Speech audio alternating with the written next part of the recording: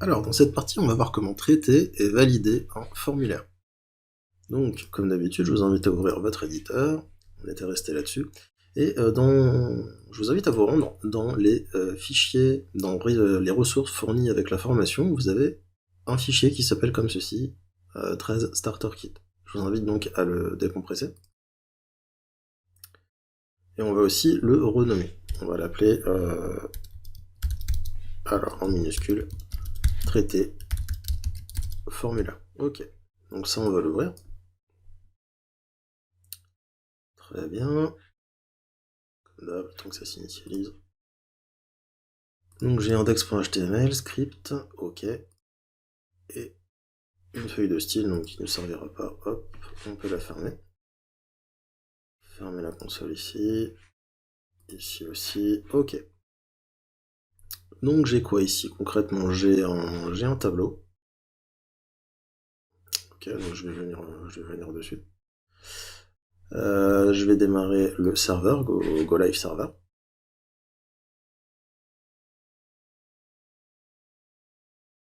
Ok. Donc là, ce que j'ai, c'est que j'ai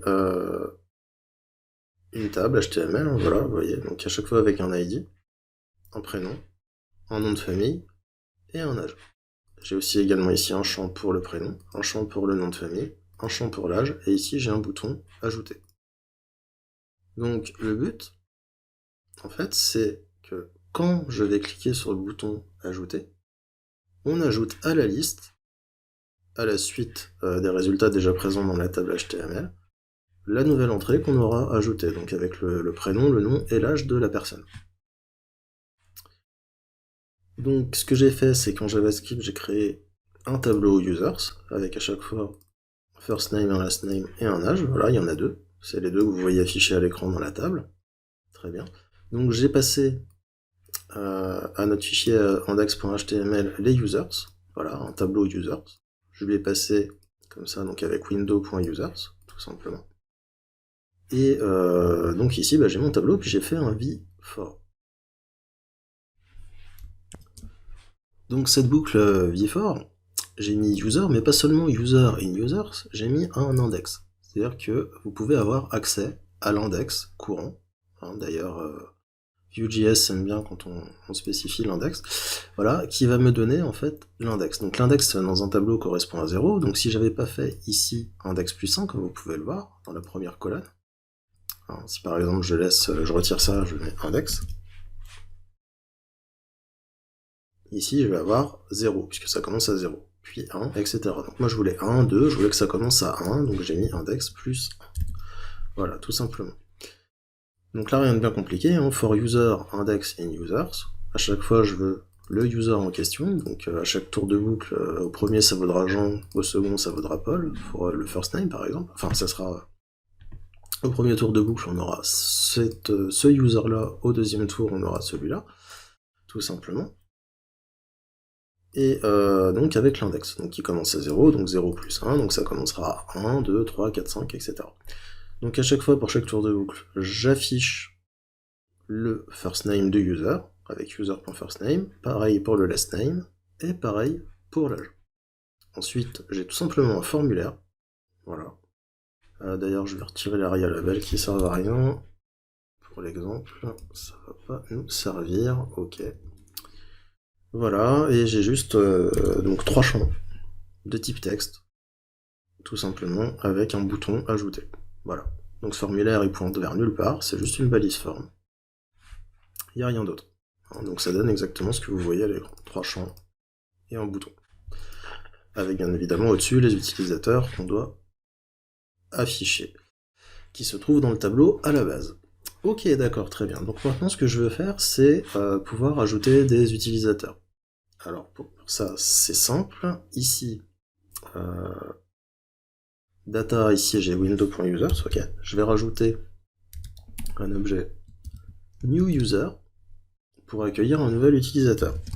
Donc cet objet, je vais rien mettre, je vais le laisser comme ça. Donc ça c'est juste pour pouvoir créer le nouvel utilisateur avec toutes ses propriétés. On le laisse comme ça, on n'y touche pas. Et je vais me créer un tableau errors, qui va être un tableau vide au départ. Et en fait ce tableau va me servir à stocker les erreurs du formulaire. Par exemple, s'il manque le prénom, s'il manque le nom, s'il manque l'âge. On fera d'autres vérifications aussi sur l'âge, on verra si l'âge est égal à au moins 15 ans, par exemple.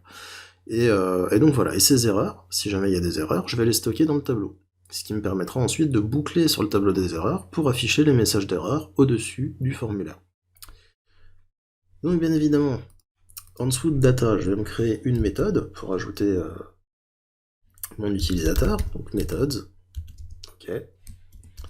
Je vais mettre add user pour ajouter un nouvel utilisateur, donc function, ok, très bien. Je vais faire un this.errors, donc le tableau d'erreur qu'on a stipulé plus haut, est égal à rien. C'est-à-dire que quand je vais appeler cette fonction, d'abord je vais réinitialiser les erreurs à rien. Donc il n'y en aura plus, donc elles s'afficheront plus. Voilà, ça évitera d'avoir les erreurs qui s'accumulent au fur et à mesure qu'on envoie le formulaire, ça serait complètement stupide. Voilà, donc à chaque fois on vide le tableau des erreurs, et si jamais il y a des nouvelles erreurs, on affiche uniquement ces nouvelles erreurs-là. Ok. Alors, je vais d'abord vérifier if différence si par exemple la personne n'a pas renseigné le first name. New user.firstname. Si différent de new user.firstname, qu'est-ce qu'on fait? Bah, je vais ajouter au tableau des erreurs, donc this.errors.push. Je vais mettre firstname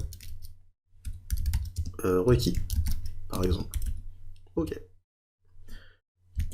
On va essayer ça, mais d'abord, pour que ça soit compatible,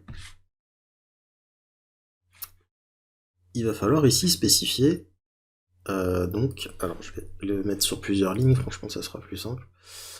Voilà, placeholder, on n'est pas vraiment utile, mais c'est pas grave, ok, d'accord, bon, je vais faire ça. Et donc il va falloir que je stipule donc que c'est raccordé au new user first name. Donc je vais faire un v de point modèle est égal donc à new user point first, je vais appeler comme ça, first name. Ok.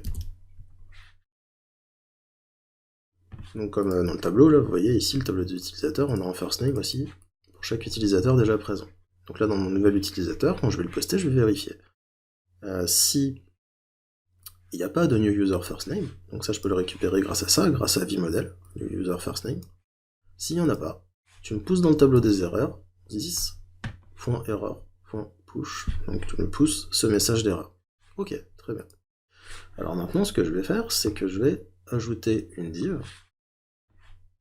Je vais la mettre où cette div? Je vais la mettre en dessous de la table. Voilà, juste au-dessus du formulaire. Et voilà, if.alert. Ok, et c'est même alerte danger. Tac, et je vais ajouter donc un paragraphe pour chaque erreur. Donc v for error in errors. Ok. Tu vas m'afficher l'erreur, tout simplement. Ah, voyons voir si ça marche. On voit qu'ici j'ai une div qui s'affiche. La div error s'affiche quand même. Alors, pour pas qu'elle s'affiche comme ça quand il n'y a pas d'erreur, on n'a rien fait encore pour l'instant. On va utiliser la directive vif et on va lui demander de l'afficher uniquement s'il y a des erreurs qui existent. Donc error.length. Là c'est juste du JavaScript, hein. Error.length, si le tableau des erreurs a une taille, il y a au moins un élément dedans, donc il y a au moins une erreur. Donc on affichera, sinon on n'affiche pas. Vous voyez, donc là ça a disparu. Maintenant si j'envoie en laissant le champ first name vide, on va voir ce qui se passe.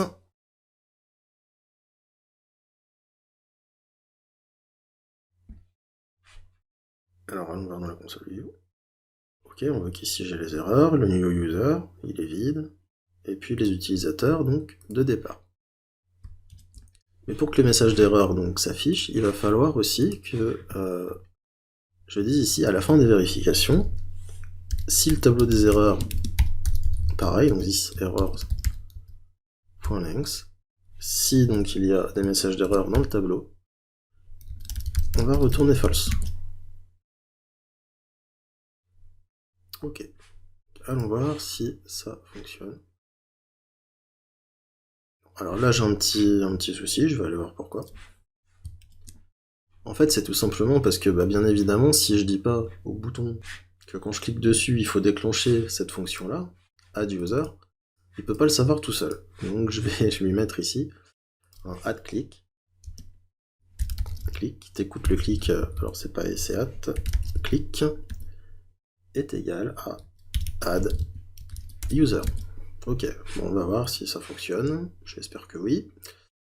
Ok, donc, je clique sur ajouter, effectivement j'ai bien ici first name requis qui va s'afficher. Ok, c'est super. Donc maintenant je vais faire la même chose pour les autres champs. Donc tac, tac, tac. Ok, et je vais faire vModel ici est égal vModel.lastName, ok, et je vais faire pareil pour l'âge. Tac, tac, tac, tac, tac, new user.âge, ok. Alors maintenant qu'on a fait ça, il va falloir faire la même chose ici. Alors là, c'est un peu répétitif, sachez qu'il existe des plugins, on verra comment installer des choses plus tard, ce genre de choses plus tard, qui nous permettent de valider les formulaires de manière beaucoup plus simple. Voilà, des plugins, c'est des librairies JavaScript, donc, où le code est déjà écrit à l'intérieur. Et donc, en une ligne de code, en se servant de la librairie, on arrive à valider un formulaire en définissant des règles de validation, par exemple. Voilà. Mais là, on n'en est pas encore là, donc pour l'instant, on va continuer comme ça. Donc là, je vais mettre last name requis, ok. Et au niveau de la validation de l'âge, par contre, je vais faire autre chose. Donc, si différent du user.âge, si le champ est vide, ou que différent de number.isInteger, donc si le âge n'est pas un entier, si user.âge n'est pas un entier, ou que, par exemple, this.newuser.âge est plus petit que 15, on va dire, imaginons qu'il faut avoir au moins 15 ans, et bien, dans le tableau des erreurs, on va mettre un message d'erreur, vous devez avoir au moins 15 ans. Voilà, tout simplement. Donc là, la validation, on va voir si elle fonctionne pour tous les champs. Si je clique sur ajouter, j'ai bien ici, voilà, tous les messages d'erreur. Je vais remplir juste le prénom, ok, l'erreur du prénom a disparu. Si je mets un nom de famille par exemple, tac, je clique, l'erreur a disparu. Et si je mets un âge, alors si je mets des lettres, non, ça ne marche pas, j'ai toujours cette erreur. Pourquoi? Parce que ici j'ai demandé à ce que l'âge soit un nombre. Ok, très bien, je vais aller mettre un nombre. Je vais aller mettre 12. Si je mets 12, le message ne disparaît toujours pas. Pourquoi? Parce que ici je lui ai demandé que l'âge soit supérieur ou égal à 15. S'il est plus petit, j'ai toujours le message d'erreur. Donc là, 12, on est plus petit, bien évidemment. Donc je vais mettre par exemple 19, et là j'ai toujours l'erreur. Donc je vais aller voir pourquoi. Et donc ouais, en fait, je viens de me souvenir. Ici, je demande à ce que ça soit un integer. Et en fait, alors, on va aller voir ici, blablabla, ok, ici je vais mettre 19, je vais appuyer sur entrée, ok, si on va voir dans la console, alors, voilà, on le voit pas comme ça, mais si je fais un console.log, en fait, ici je vais faire un console.log de âge, console.log de this.newuser.âge. Ok. Donc on y va. Tac, ok. J'y vais, je mets quelque chose, je mets 21, hop, et j'ai cette erreur. Pourquoi? Parce que 21, en fait, ici c'est pas un nombre, c'est compris comme une chaîne de caractères. Pourquoi? Parce que tout simplement ici c'est type texte. Donc si je remplace par type number, donc j'aurai un champ de type number ici. Voilà. Donc je vais pouvoir mettre Fab Dupont par exemple. Dupont, ok, je vais mettre donc 21 par exemple. J'y vais, mais là j'ai pas d'erreur, vous voyez? Donc j'ai pas d'erreur, mais il n'y a rien qui est fait. Voilà. Donc là, si je remettais 12 par exemple, j'aurais une erreur, je vais devoir plus 15 ans. Je mets 16, hop, là je n'ai plus d'erreur. Ok, donc ça fonctionne, c'est super. Maintenant, ce que je vais faire, c'est que, bah, du coup on retourne, là ça fait plus rien, ça retourne même plus false, rien du tout. Donc ce que je vais devoir faire, c'est ajouter un nouvel utilisateur à la liste. Et pour ça, comment je fais? Eh ben c'est très simple, c'est this.users, donc au tableau users, je vais ajouter le nouvel utilisateur qu'on vient de créer, donc this new user, voilà, celui qu'on vient de poster. Je vais ensuite faire un sys.newUser est égal à un objet vide, donc pour le vider, en fait, on réinitialise newUser pour pouvoir le réutiliser après pour l'entrée suivante, et puis je vide le tableau des erreurs, parce qu'il n'y en a plus, donc this errors est égal à un tableau vide. Tout simplement. Et là, si j'y vais, tac, je vais rentrer un utilisateur, Fab, ok, Dupont, ok, il a 19 ans, donc tout est bon, je mets ajouter, et je reviens que j'ai ça. Donc là ensuite, si j'utilise mon petit plugin qui va me remplir ça tout seul, alors là je vais ajouter, bien sûr, vous devez avoir plus de 15 ans, forcément, je vais mettre 21, hop, il m'ajoute ça, vous voyez. Donc là, hop, c'est bon, hop, voilà, ça m'ajoute l'utilisateur. Donc bien évidemment, si vous rechargez la page, vous allez perdre toutes les données que vous avez ajoutées. Mais ça, on verra après comment fonctionne la persistance des données, c'est-à-dire enfin, comment sauvegarder les données dans le local storage du navigateur pour pouvoir y avoir accès, mais ça sera dans la partie suivante, dans la partie travaux pratiques, dans laquelle on va créer donc une to-do list. Voilà, donc bah écoutez, c'est tout pour cette partie, n'hésitez pas à relire le code si vous ne le comprenez pas entièrement. Voilà, mais bon, ça reste quand même quelque chose de relativement simple. On boucle sur les utilisateurs, on les affiche dans une table, et puis on les ajoute, voilà, là il y a une validation de formulaire. Et puis ensuite l'ajout du nouvel utilisateur avec la réinitialisation, je vais réussir à le dire, du nouvel utilisateur, de l'objet new user pour pouvoir en ajouter un nouveau par la suite, et puis du tableau des erreurs pour le vider, tout simplement. Et donc je vous donne rendez-vous dans la prochaine partie travaux pratiques.